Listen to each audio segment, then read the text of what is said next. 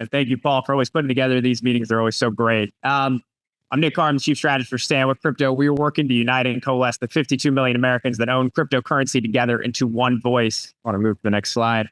I think last time we presented, it was right before Stand With Crypto Day back in September. And since then, we are now almost at 400,000 crypto advocates, which is remarkable, and over 150,000 policymaker contacts. On standwithcrypto.org, you have easy-to-use tools to contact your members of Congress via email and call. We've actually also, since Q1, introduced a new feature. If you go to standwithcrypto.org/vote, where you can actually check your voter registration and receive a free NFT. We partnered with the NFT artist People Pleaser for this NFT right here, where we're actually encouraging people to check their voter registration and receive a NFT on chain. And we're actually over 18,000 mints on chain, which is remarkable. Move to the next slide. So obviously, since September, we've been pretty busy. We actually, in December, held the very first crypto presidential forum in Manchester, New Hampshire, where we had 3 presidential candidates on stage speaking about crypto, the first time in our nation's history. And since Q1, before Super Tuesday, we've actually activated on-ground advocates.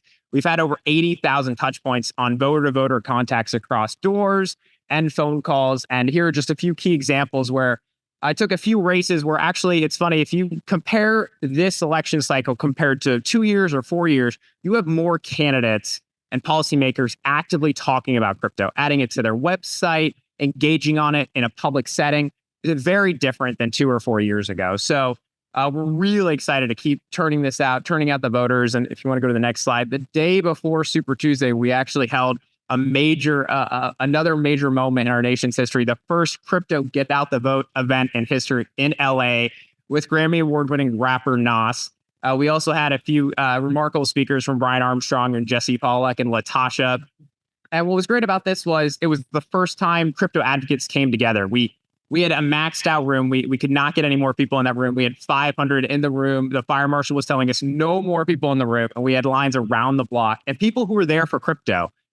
Which was remarkable to see. And what was great was we didn't just have, the Grammy Award winner rapper Nas perform, but also there was a panel discussion of why Nas and People Pleaser actually was present too on why they are engaged in crypto firsthand and why they are choosing to be involved in this community. So it was a really remarkable moment to see. Here's just a few quick highlights of folks online using Stand With Crypto's voter guide, which talks about policymakers and candidates firsthand on making their decision who to vote for. Again, we're not telling anyone who to vote for. We're just giving them tools on where policymakers stand on the issue firsthand. I just want to move real quick to our kind of next phase.